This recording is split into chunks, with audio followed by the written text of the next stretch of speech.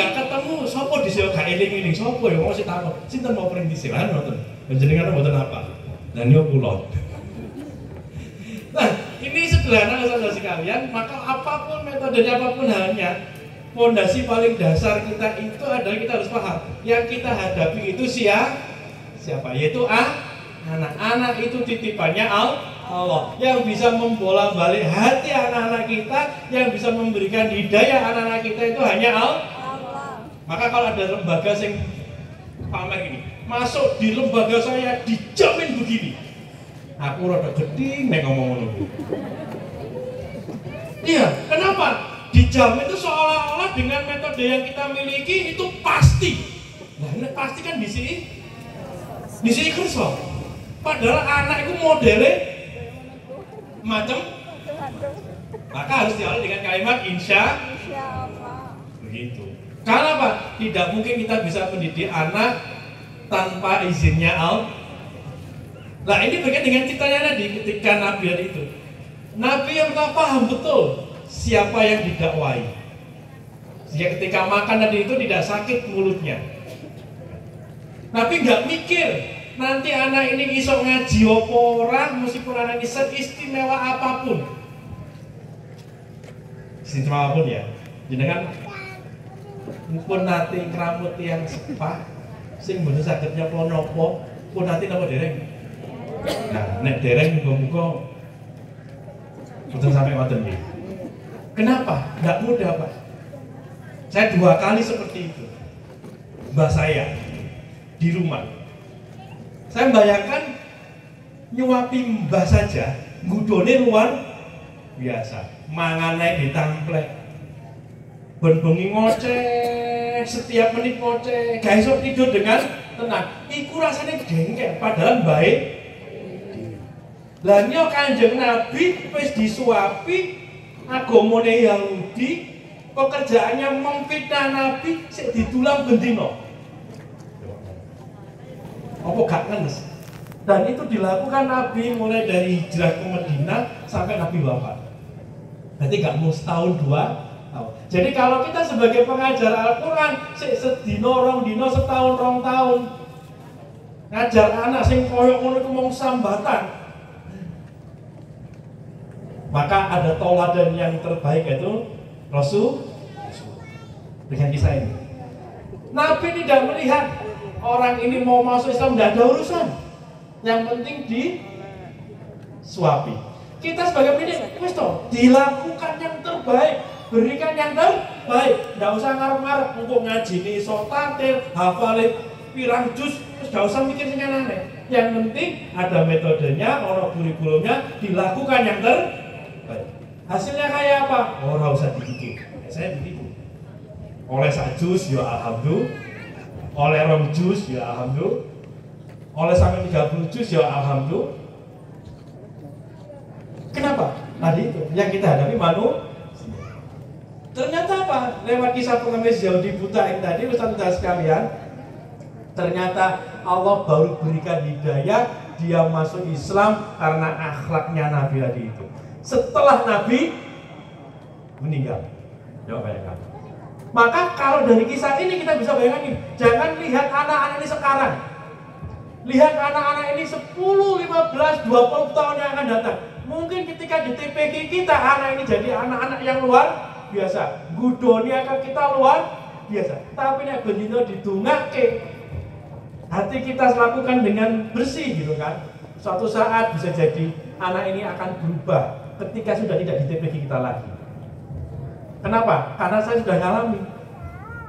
Angkatan awal-awal di lembaga kita itu ada seorang anak itu luar biasa. Obat titik nunjuk koncone.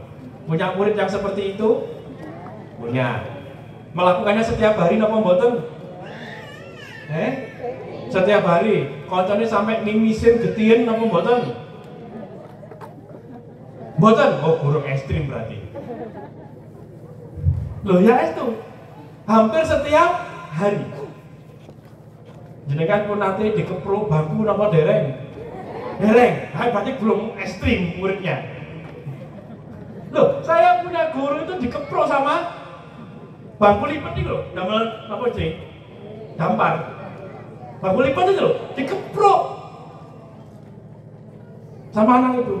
Masya Allah, 3 tahun bersama kita gurune kenes. Nah itu jawaban saya, Pak anak mau sampai kapan? Enggak dipulangkan? Enggak. Sampai kapan? Sampai lulus. Ayo. Saya itu sampai lulus. Jadi mau tidak mau sampai harus berusaha bagaimana anak ini lulus. Marune nilai dikatrol kabeh. Nah ternyata saudara sekalian, alhamdulillah ternyata anak ini hari ini jadi anak yang luar biasa. Sekarang sudah kuliah. Ketemu sama kita itu isi. Le, sampean si iling kalau istri saya ngomong. Sampean si iling. Biyen piye? Bunina itu wis mesam-mesam. Coba bayangkan. Nah kalau waktu itu kita perlakukan dengan tidak baik, apa nggak jadi dendam anak-anak itu? Nah maka inilah Ustaz sekalian, kalau kita ambil contoh dari Nabi tadi itu bahwasanya apa? Kita nggak pernah tahu kapan anak itu akan dapat hidayah. Kita nggak pernah tahu kalau dalam dunia psikologi anak itu akan mendapatkan titik kesadarannya. Wong jangankan anak-anak, kita saja sing wis duwe putu aja belum kadang-kadang belum menemukan titik sadar. Gitu mungkin. Nah, contoh Ustaz Amin tadi itu, nek ono santri si rebutan jabatan berarti kan belum sadar. Tapi saya tadi itu ada santri yang luar biasa itu tadi. Ketika ditinggal koncone mboneng di mau kan sama ustadznya langsung berdiri dengan PD-nya. Wah, ini santri. Tepuk tangan dulu dong beliau. Iya. Saya tadi nggak ketawa sama sekali. Saya cuma begini. Ini santri luar biasa. Makanya pilih, iki guru-guru iki piye, ono santri ini maju untuk apa namanya? Jadi dirijen karena ada kekosongan gitu kan? Dia pede, malah salah diguyu. Lah iki loh masalahnya guru-guru kita itu.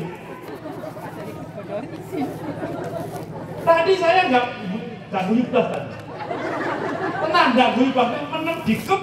Ya Allah, ini mentalnya luar biasa.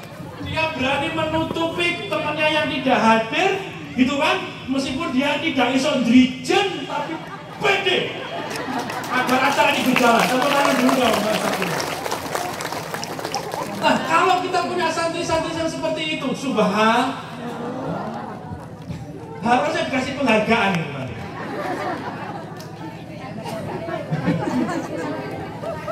Ngin kopi tak ngin. Nah, ini karakter-karakter yang anak yang punya tanggung jawab. Iku mah aku sarap ngadep juga nih. Pokoknya kan saya maju aku maju. Sampai pesan tamu mau langsung ngadep. Santri gak belum ngadep loh, dibaca dari santri loh. Kewalan nih dulu nih. Lah ini Ustaz sekalian sederhana gitu kan. Maka pendidikan karakter tadi pendidikan ini panjang ceritanya sudah. Tapi kan kadang kita menyikapi hal sederhana tadi itu menjadi sebuah kelucuan. Tapi tidak kalau saya. Itu sebuah hal yang sangat penting. Ya mungkin karena beliau usahanya sudah banyak, ya kata dua isi. Maksudnya begini loh. Loh yang guyu sentangannya guyu. Maksudnya begini, kalau anak-anak itu dibegitukan, itu bisa dong. Iya Pak. Gitu apa nggih? Nggih. Mari ngono gak gelem baleni. Maneh. Tapi karena beliau mentalnya sudah mental baja. Wis maju ae demi menyelamatkan acara. Mosok arep ngomong ini, aku mau tak nen kira-kira arep nyapa ya MC ini, nanti ini. Beri kode-kodean. Aku juga nggak sawah. Saya tunggu cuma satu. Mari ini sih dilakoni MC ini opo. Ternyata beliau berdiri maju ke depan. Subhanallah. Maka itu pendidikan yang penting. Itu kalau kita dalam pendidikan karakter itu salah satu bentuk karakter bertanggung Jawab. Kadang yo asli rawat deh ngomong. Nek kene mau arep nyapa bingung yo. Bingung nanti. Halo? sampai kacamata Kerry. Nah, maka saudara sekalian, ayo kita mulai melihat sisi yang berbeda dari anak-anak kita. Tidak ada anak yang nakal juga. Yang ada itu ada anak yang belum ketemu dengan guru yang cocok, pas, ketemu dengan lembaga yang pas. Nah, sebagai penutup dari cerita ini, saya mau cerita. Ada seorang profesor matematika. Dia datang ke Papua, profesor matematika.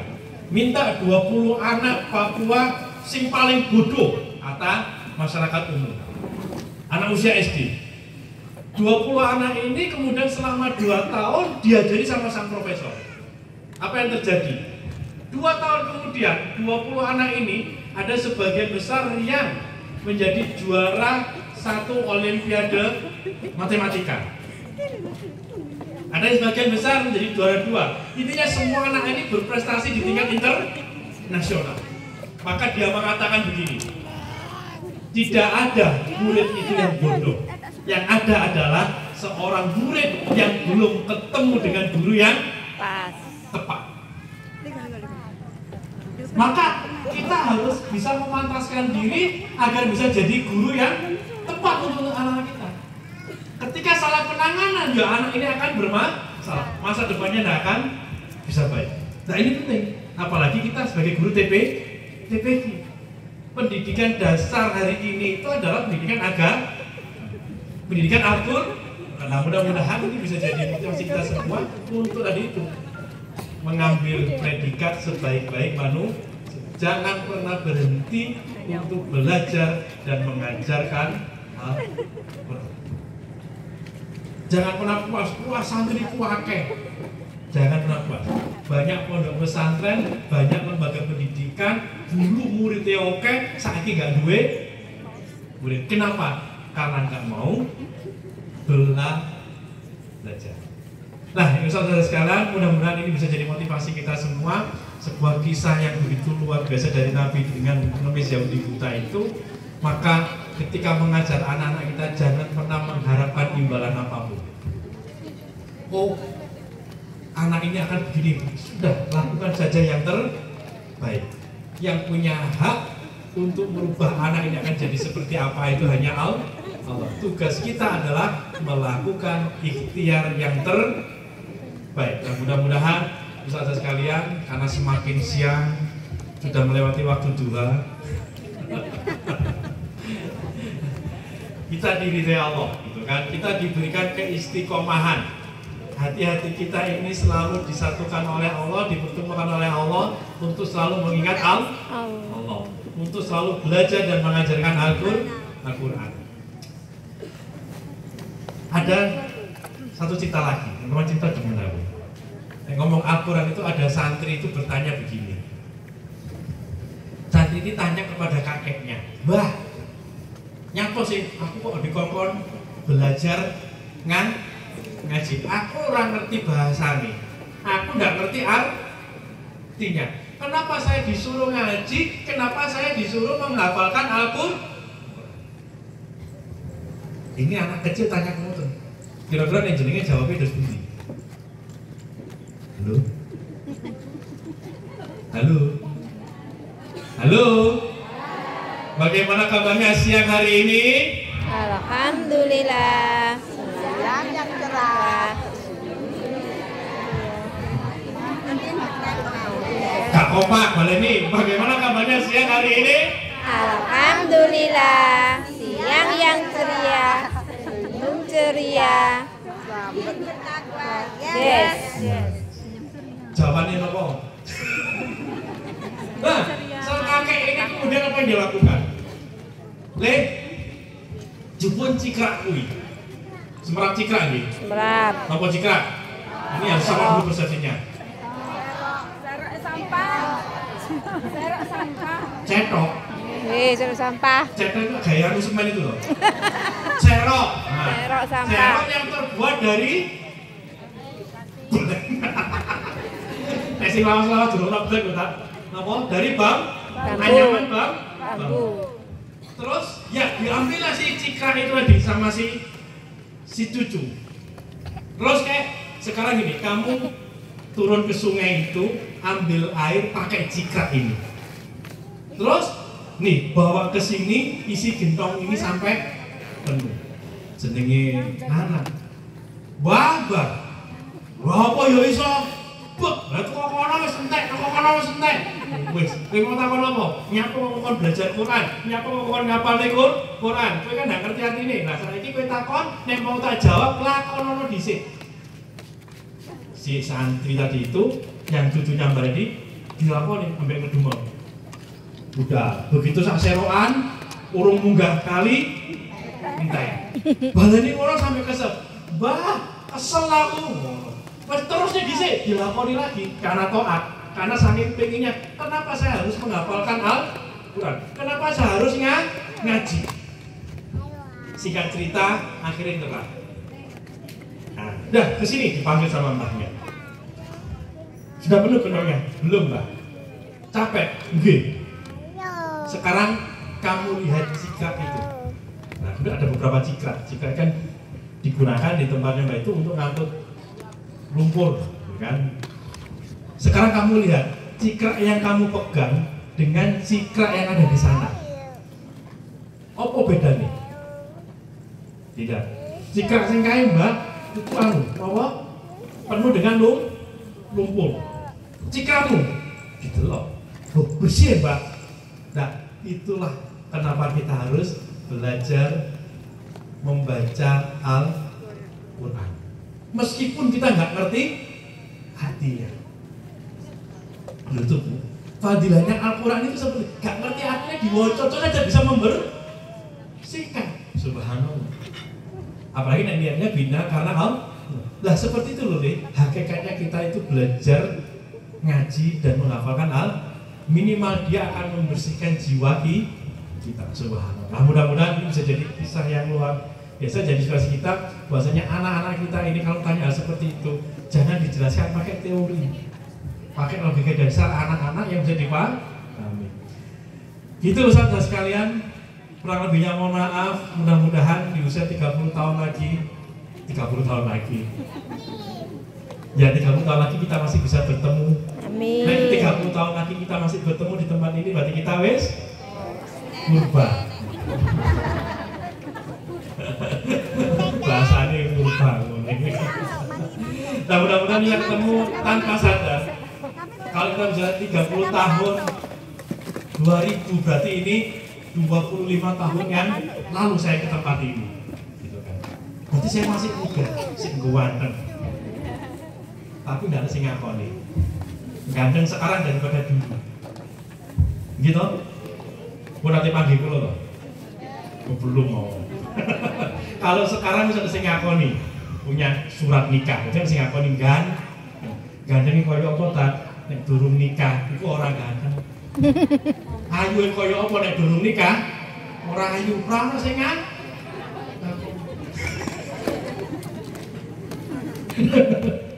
Begitu saudara sekalian, mudah-mudahan di usia 30 tahun lembaga ini semakin berkah, semakin bisa memberikan manfaat untuk lebih banyak umat dan masyarakat di depannya. Kurang lebihnya mohon maaf, tidak bisa banyak yang bisa saya sampaikan. Mudah-mudahan ini bisa jadi inspirasi. Saya kalau ke santri-santri saya katakan begini, banggalah menjadi seorang guru ngaji. Apapun profesinya, usahakan bisa ngajar ngaji. Kalau tidak bisa ngajar ngaji di TV, minimal ngajar ngaji di rumah untuk anak-anaknya sendiri. Pesan terakhir begini, Ibu cucunya gini. Nah, yang keberapa? Anak yang keberapa ini? Anak nomor 2, cucunya. Pesen saya gini, nanti kalau sudah bisa ngomong, pastikan hafalan Al-Fatihahnya orang tuanya yang ngajari. Jangan guru ngajinya. Kayak nanti guru ngaji ini wis kakean pahala. Nggih, pastikan Al-Fatihah kita yang mengajarkan. Kenapa? Kalau nanti anak kita rajin ibadah sholatnya, maka Al-Fatihah itu akan dibaca setiap hari. Jadi sing oleh ganjaran, sing oleh barokah orang tuanya, dudu guru ngaji. Nggih, siap? Yakin? Pesen kula ngoten nggih. Yang sudah punya anak dan si kadung gede, kadung hafalane melu guru ngajine, ya mohon maaf. Dengan buat anak lagi mawon nggih. Ustaz yang dikomplain sama salah satu wali santri gini. Lah anak saya 11, loh napa lo 11? Lah tidak ada yang saya ajari Al-Fatihah sama sekali. Kabeh ning gone TP iki salahe Dewe. gimana? Wes tutup pabrike. Maka jangan sia-siakan, saya akan sampaikan dari dulu gitu. Karena usahakan kalau punya putra Al-Fatihah itu minimal yang ngajari itu kita. Kenapa? Dia akan dibaca terus oleh anak-anak kita ketika dia melakukan ibadah sholat. Demikian, kurang lebihnya mohon maaf. Wabillahi taufiq wal hidayah. Assalamualaikum warahmatullahi wabarakatuh. Waalaikumsalam warahmatullahi wabarakatuh.